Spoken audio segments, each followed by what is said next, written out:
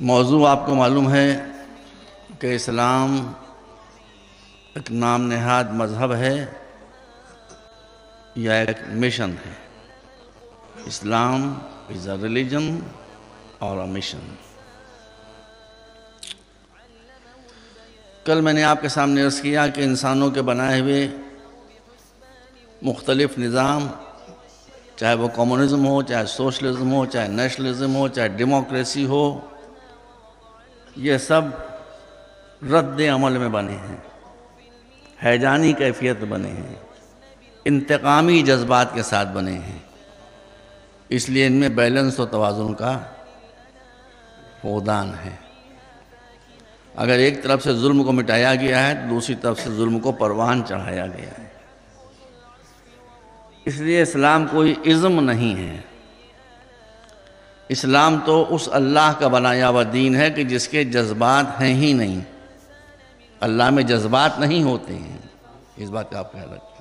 دو صفتیں انسانوں کی ایسی ہیں جو اللہ میں نہیں ہیں۔ ایک سینٹیمنٹس، ایموشنز، یہ اللہ میں نہیں ہیں۔ دوسرے عقل اللہ میں نہیں ہے۔ اب اس کو کہیں آپ میری بے عقلی نہ سمجھنے لگیے گا۔ بھائی عقل اللہ میں نہیں ہے، اس لیے کہ عقل کا کام یہ ہے کہ عقل کے ذریعے سے انسان وہ بات معلوم کرتا ہے جو اس کو معلوم نہیں ہوتی۔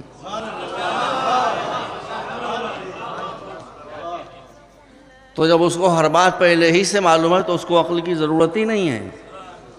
تو جو شے ہمارے لیے کمال ہے وہ اس کے لیے نقص ہو جائے گا، وہ اس کے لیے کمی ہو جائے گی۔ وہ حکیم ہے، حکمت ہے اس میں، عقل اس کے پاس نہیں ہے، اس لیے کہ عقل اس کے لیے نقص اور کمی۔ تو ازمز، اسلام کوئی ازم نہیں ہے، جیسے کمیونزم ہے، سوشلزم ہے اور درجنوں ازمز ہیں۔ اسی طرح سے اسلام مذہب بھی نہیں ہے، اس لیے کہ ہماری سب سے آتھینٹک کتاب ہے قرآن مجید۔ اگر اسلام مذہب ہوتا تو قرآن نے کہیں کہا ہوتا کہ ہم نے اسلام کو تمہارا مذہب بنایا ہے ہی نہیں قرآن میں۔ لفظ مذہب قرآن میں آیا ہی نہیں ہے۔ اس کا مطلب یہ کہ یہ مین میڈ ہے، یہ اللہ کا بنایا ہوا نہیں ہے۔ اللہ کا بنایا ہوا ہے صرف دین، جو ایک مشن ہے، جو ایک ٹارگٹ ہے۔ اگر کسی نے یہ کہا کارل مارکس نے کہ مذہب افہیم ہے تو اس نے غلط نہیں کہا، مذہب تو افہیم ہے واقعی، دین افہیم نہیں ہے۔ مذہب افہیم ہے، ایک نشہ ہے، اور دین متکبرین کا نشہ اڑا دینے والے مشن کا نام ہے۔ دین تو نشہ اڑا دیتا ہے، دوسروں کا نشہ ہدن کر دیتا ہے۔ تو دین ایک مشن ہے۔ جیسا کہ میں نے عرض کیا کہ میری دو ہی دلی تمنائیں ہیں، اللہ بہتر جانتا ہے۔ ایک یہ کہ مسلمانوں میں کسی بھی صورت سے ایجوکیشنل اویئرنیس آ جائے، ان سے جہالت دور ہو جائے، اس سے بری کوئی بلا نہیں ہے۔ دوسرے، وہ دونوں انٹرلنکڈ ہیں۔ دوسرے، مسلمانوں میں انٹرنیشنل پیمانے پر بین الاقوامی اسکیل کے اوپر اتحاد پیدا ہو جائے، وحدت پیدا ہو جائے۔ تو میرے سنی بھائی جو میری بات سن رہے ہیں وہ میرے ٹارگٹ کو سامنے رکھے کہ میں ملانے کے لیے آیا ہوں، لڑانے کے لیے نہیں آیا ہوں۔ میں جوڑنے کے لیے آیا ہوں، توڑنے کے لیے نہیں آیا ہوں۔ میں جو مر رہے ہیں ان کو زندہ کرنے کے لیے آیا ہوں، جو زندہ ہیں ان کو مارنے کے لیے نہیں آیا ہوں۔ تو میری بھی جو مجلسیں ہیں وہ ایک معبود جانتا ہے کہ وہ ایک مشن کے تحت ہیں جو میں آپ سے گفتگو کر رہا ہوں۔ اس لیے وہ لوگ کہ جن کی روٹی روزی جڑی ہوئی اسی بات سے ہے کہ مسلمان آپس میں ملنے نہ پائیں، وہ اگر پبلک کو صحیح صحیح بات بتائیں گے تو لوگ ایک دوسرے سے قریب آ جائیں گے۔ اس لیے یہ فسادی لوگ ایک دوسرے پر اتہامات لگاتے ہیں، فالس ایلیگیشنز، اللہ سے نہیں ڈرتے۔ اللہ کے یہاں میں ہوں تو مجھے بھی جواب دہ ہونا پڑے گا، آپ ہیں تو آپ کے بھی جواب دہ ہونا پڑے گا۔ بہتان لگانا، اتہام لگانا اسلام میں گناہ کبیرہ ہے، بہت بڑا گناہ ہے۔ تو میں نے عرض کر دیا کہ میں انہی سوالوں کا جواب دوں گا، وہ بھی میری جیب بھرتی جا رہی ہے، اب میں کہاں تک جہاں تک میرے امکان میں ہے، لیکن پالیسی یہی ہے کہ ہر سوال کا جواب میں نہیں دے سکتا، اس کے لیے تو 2500 مجلسیں چاہیے۔ تو جو اس چیز سے متعلق سوالات ہیں بس میں اس کو ڈیل کروں گا، باقی یہاں مجھ سے بہتر علماء موجود ہیں، کوئی کمی تھوڑی ہے کراچی میں علماء کی، 1000 درجے بہتر مجھ سے علماء اور اسکالرز یہاں موجود ہیں، آپ ان سے پوچھ لیجئے۔ ایک بات یہ کہی جاتی ہے، پہلے تو یہ کہا گیا کہ ہم اللہ میں شریک قرار دیتے ہیں، اب جب وہاں پر دیکھا کہ معاملہ نہیں بن رہا ہے تو ان فسادی لوگوں نے، عام مسلمانوں نے نہیں، ان کا دامن پاک ہے، یہ کہنا شروع کیا کہ شیعہ حضرات کبھی یہ کہا کہ علی کو رسول سے آگے بڑھا دیتے ہیں، ہم کیسے رسول سے علی کو آگے بڑھا سکتے ہیں؟ نہج البلاغہ ہمارے سامنے رکھی ہوئی ہے، مولا کا کلام، اس میں مولا کیا فرماتے ہیں؟ فرماتے ہیں کہ انا عبد من عبید محمد۔ کیا ہم اندھے ہیں؟ کیا ہم نے مولا کے قول خود جو ان کی بات ہے ہم نے نہج البلاغہ میں نہیں پڑھی کہ میں محمد کے غلاموں میں سے ایک غلام ہوں؟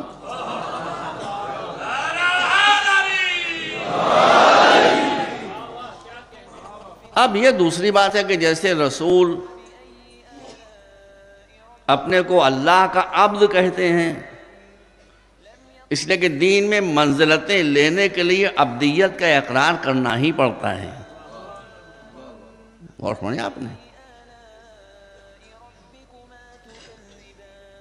اس کے بعد وہ یہ کہتے ہیں کہ ہر جگہ علی کو رسول، ہم آگے رسول سے علی کو ہرگز نہیں بڑھاتے ہیں، میں پوری ذمہ داری کے ساتھ اتنے بڑے مجمع کے سامنے کہہ رہا ہوں، ہاں بس ایک جگہ ہم ضرور علی کو رسول سے آگے بڑھا دیتے ہیں، ایک جگہ وہ ہے کہ جہاں ہم علی کو رسول سے ضرور آگے بڑھا دیتے ہیں، اور وہ ہے میدان جنگ۔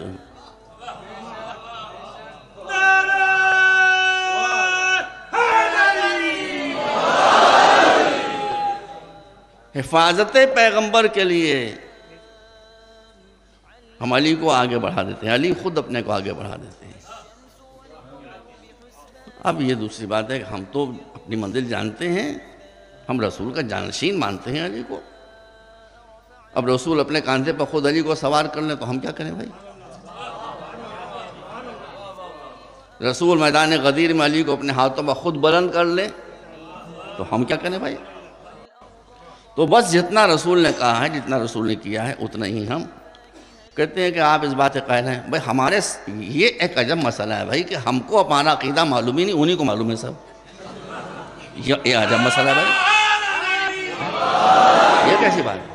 ہم کو پتہ ہی نہیں کہ ہمارا عقیدہ کیا، سارے عقیدے وہی جانتے ہیں کہ تمہارا یہ عقیدہ ہے، تمہارا یہ عقیدہ ہے، تمہارا یہ عقیدہ ہے، تمہارا یہ عقیدہ ہے، ہمارا صرف ایک عقیدہ ہے کہ آپ جھوٹے ہیں۔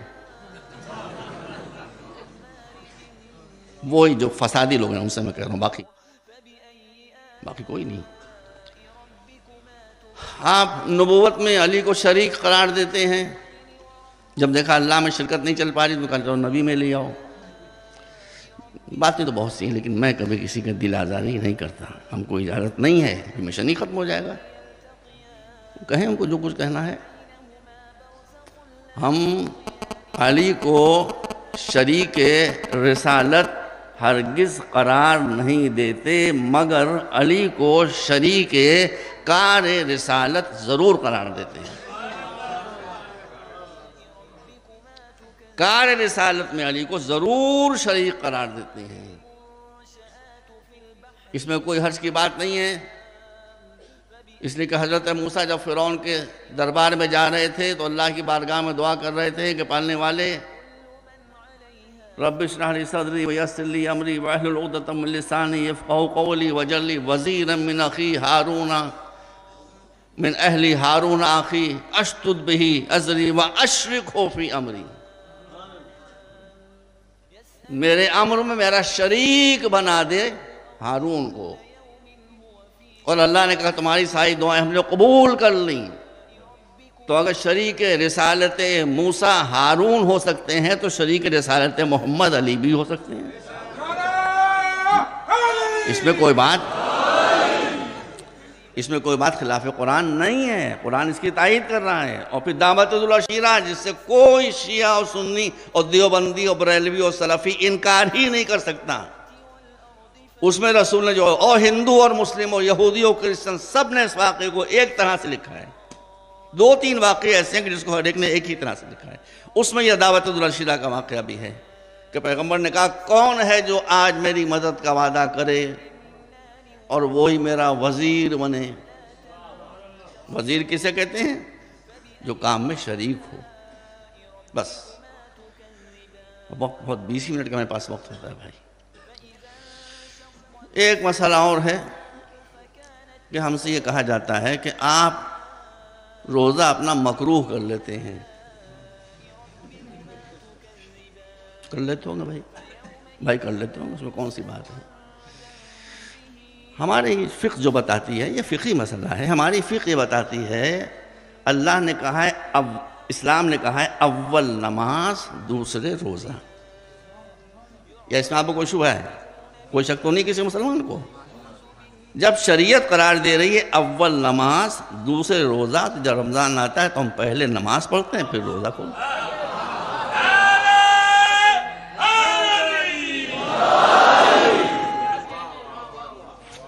کوئی بات نہیں کہنا چاہتا ہے ایسی کہ جس سے کسی کی دل دکھے، دل دکھانا میرا شیوا نہیں ہے۔ چھوڑ رہا ہوں باتیں مطرح کیا۔ میں علی گڑھ میں پڑھتا تھا، میں وہاں ڈاکٹریٹ کر رہا تھا۔ میرے ساتھ عربک میں ایک صاحب اور ڈاکٹریٹ کر رہے تھے، وہ اہل سنت سے تھے، بہت نفیس انسان تھے، میرے جگری دوست۔ اب وہ کلکتے میں ہیں، مدرسہ عالیہ جو وہاں کا بہت مشہور پرانا اسٹینڈرڈ مدرسہ ہے، وہاں پر وہ عربی کے مدرس ہیں، پروفیسر ہیں، بہت بڑا مدرسہ ہے وہ، مدرسہ عالیہ کلکتے کا مشہور ہے۔ ان کا نام ہے ڈاکٹر شمس الحق۔ میں علی گڑھ میں پڑھ رہا تھا، ان کا یو پی گورنمنٹ سے کچھ کام اٹکا، کہنے لگے چلیے تو آپ کی وجہ سے میرا کام ہو جائے گا۔ میں نے کہا چلیے۔ اب ہم لوگ علی گڑھ سے روانہ ہوئے 1-1:30 بجے قریب، تو میں بھی روزے سے تھا اور وہ بھی روزے سے تھے۔ گرمی کا زمانہ تھا، اس زمانے میں ڈائریکٹ ٹرین لکھنؤ نہیں آتی تھی، کانپور میں چینج کرنا پڑتی تھی گاڑی۔ تو ہم لوگ کانپور میں اتر گئے، لکھنؤ جانے والی گاڑی میں بیٹھ گئے۔ اب وہ بھی روزے سے ہیں اور میں بھی روزے سے ہوں کہ ایک دفعہ سائرن بجا، ویسی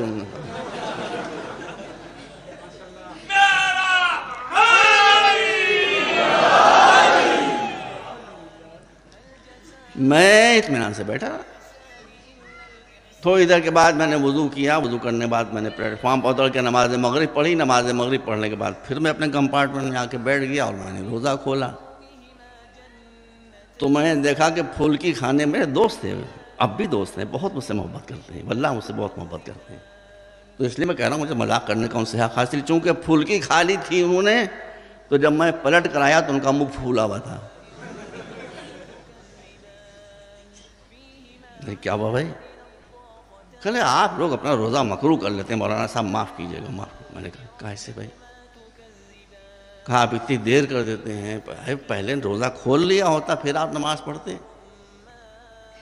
میں نے کہا دیکھیے ہمارے آپ کی دوستی اسی لیے برقرار ہے کہ ہم لوگوں نے آپس میں کبھی مذہبی بحث نہیں کی ہے، کیونکہ مذہبی بحثوں سے صرف جھگڑا ہوتا اور کچھ نہیں ہوتا۔ یہ بات آپ یاد ہے کہ مولا علی نے نہیں بات کہی ہے، مولا علی نے یہ بات فرمائی ہے، میں کہنے کا موقع نہیں، کبھی کہہ دوں گا آپ کے سامنے۔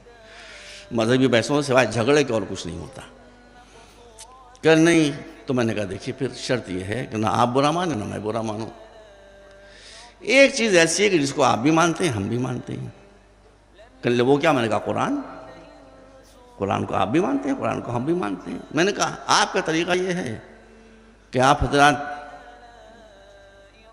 پہلے روزہ کھول لیتے ہیں، اس کے بعد نماز مغرب پڑھتے ہیں. ہمارا طریقہ یہ ہے کہ ہم پہلے نماز مغرب پڑھ لیتے ہیں، اس کے بعد اطمینان سے روزہ کھولتے ہیں. اس میں غلط تو نہیں کہہ رہا ہوں؟ کہ نہیں صحیح کہہ رہے ہیں آپ. تو میں نے کہا یہ ہم دونوں اپنے عمل کو قرآن کے سامنے رکھ دیں. قرآن جس کی تائید کرے اسے ہم دونوں قبول کر لیں. بھائی وہ خود پڑھے لکھے آدمی تھے، عربی کے اسکالر تھے. تو میں نے کہا بتائیے کہ قرآن نے نماز مغرب کا وقت بتایا ہے کہ نہیں بتایا ہے؟ کہ ہاں بتایا ہے. انہوں نے آیتیں پڑھنا شروع کر دی. میں اس کی صرف ایک آیت پڑھ رہا ہوں. ہر جگہ قرآن مجید میں وَاذْكُرِ اسْمَ رَبِّكَ بُكْرَةً وَأَصِيلًا، اصیل الف صاد یہ لام، یہ نماز مغرب کا وقت ہے. تو میں نے کہا کہ آپ نے اتنی آیتیں پڑھی ہیں، مجھے بھی معلوم ہے کہ یہ آیتیں بتا رہی ہیں مغرب کا وقت کیا ہے. تو میں نے کہا ڈاکٹر صاحب بھی فرمائیے کہ اصیل عربی زبان میں کس وقت کو کہتے ہیں؟ انہوں نے کہا صاحب اصیل عربی زبان میں کہتے ہیں شام کو. ٹھیک، شام کو کہتے ہیں، ایوننگ کو. اصیل کہتے ہیں ایوننگ کو. میں نے کہا اب ذرا وہ افطار صوم والی آیت تو پڑھیے. اب وہ چپ ہوئے. میں نے کہا اب وہ میں پڑھ دیتا ہوں. وہ کون سی؟ میں نے کہا قرآن میں ہے نماز کا وقت بتایا گیا ہے اصیل شام ایوننگ، اور افطار صوم کا بتایا گیا ہے وقت وَثُمَّ أَتِمُّ الصِّيَامَ إِلَى اللَّيْلِ، روزہ افطار کر لو رات کو. تو میں نے پوچھا شام پہلے ہوتی ہے کہ رات پہلے ہوتی ہے؟